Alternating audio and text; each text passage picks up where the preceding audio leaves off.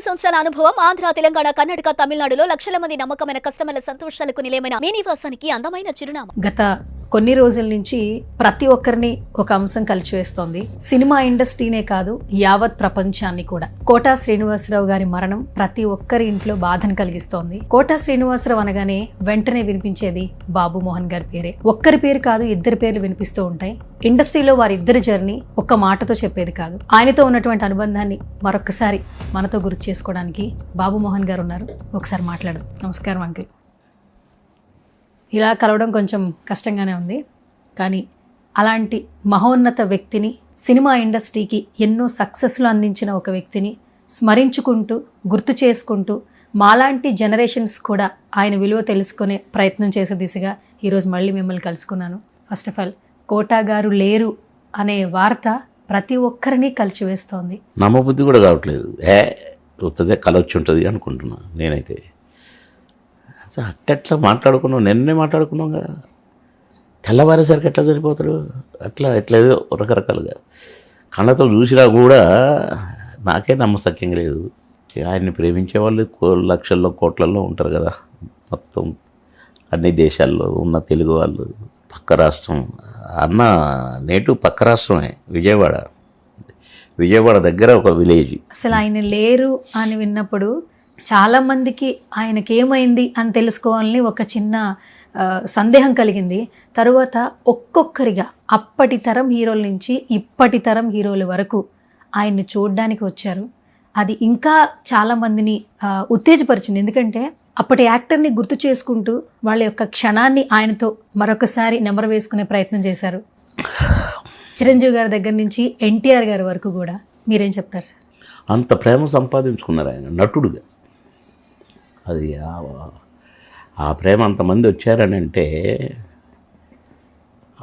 ఆయన కొరకు కాదు, ఆయన నటనని మర్చిపోలేని జన్మ ఇచ్చాడు భగవంతుడు ఆయనకి. అందుకని ఇక్కడ రాని వాళ్ళు ఎంతమంది ఫోన్లో ఎంతమంది ఏడుస్తున్నారు నాకు ఫోన్ చేసి, సార్ మీరు గుండె పగలకండి సార్ మీరు ధైర్యంగా ఉండాలి సార్, మీ హెల్త్ జాగ్రత్త సార్ అని ఏడుస్తున్నారు. ఎన్నో ఫోన్లు నాకు. అబ్బాబాబా. ఒక అతనైతే ఆఫ్రికా నుంచి ఒక పాట నా మీద పాడి రికార్డ్ చేసి పంపాడు. అంటే కోట మీద నా మీద మీ ఇద్దరం అన్ని ఫోటోలు, ప్రతి ఓడికి ఒక ఫోటో. ఆయన ఓపిక అసలు మెచ్చుకోవాలి. అది మా అదృష్టం. భగవంతుడు మాకు ఇచ్చిన ఈ జన్మ ఒక వరం మాకు. అదిగాక మేమిద్దరం మళ్ళా కలుసుకోవటం, మేమిద్దరం కలిసి చేయటం, అలా ఒక అన్న బంధంలాగా. ఇద్దరం ఆర్టిస్టులమే అయినా అది సరదాగా కాంబినేషన్ వేసేది పోయి రిలేషన్ కిందికి మారింది. ఎరా ఎక్కడున్నో వారం అయింది, ఒకసారి రారా అని ఆయన అనుకునేది. నేను కూడా అరే చూడలేకపోయినా ఒకసారి పేరు అవ్వాలని నేను అనుకునేవాడిని. అట్లా మా బంధం బ్రేక్ అయింది. కొంచెం బాధగా ఉంటుంది.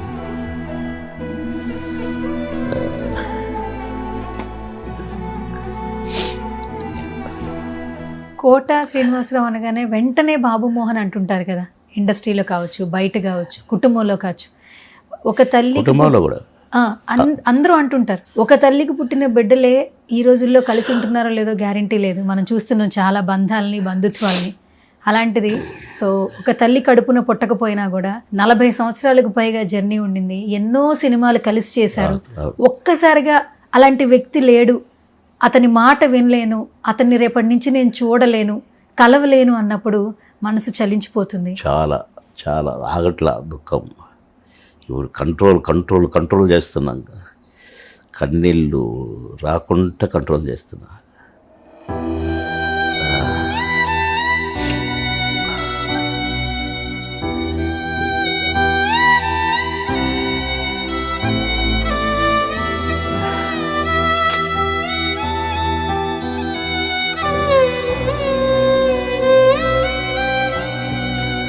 ఒక మాట అంటుంటారు కదా సార్, ఇప్పుడు ఒక్కరై రావడం, ఒక్కరై పోవడం, నడుమ ఈ నాటకం విధిలీల అంటారు.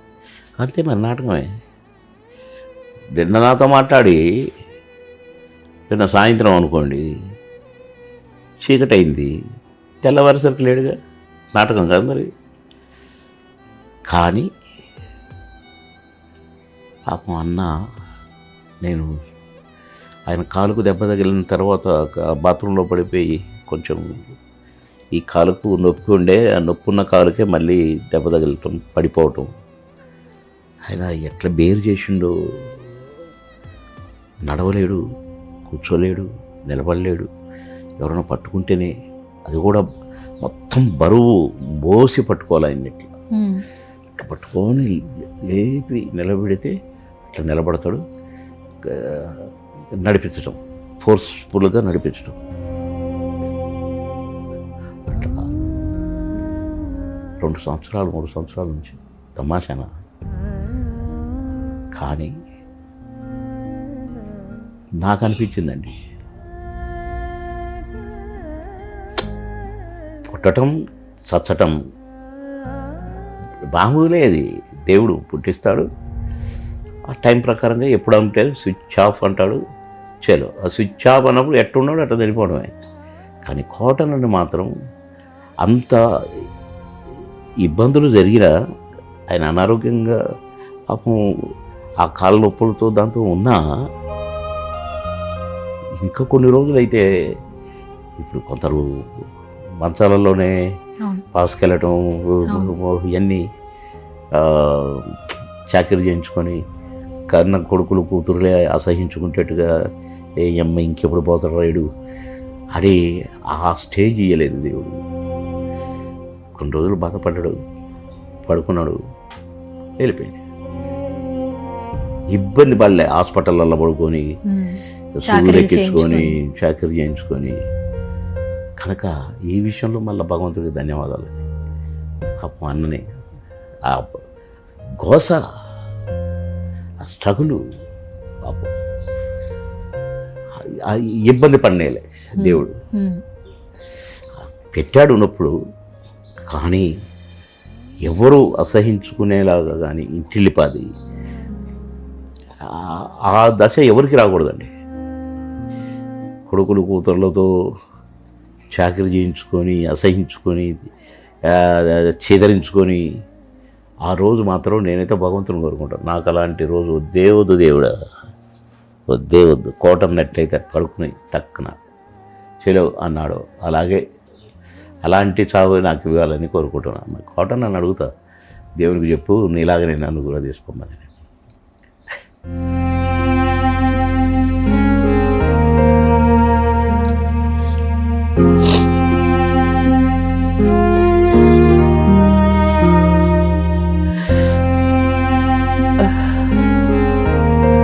సుమన్ టీవీలో మీ పర్సనల్ అండ్ బిజినెస్ ప్రమోషన్స్ కోసం కింది నెంబర్కి కాంటాక్ట్ చేయండి.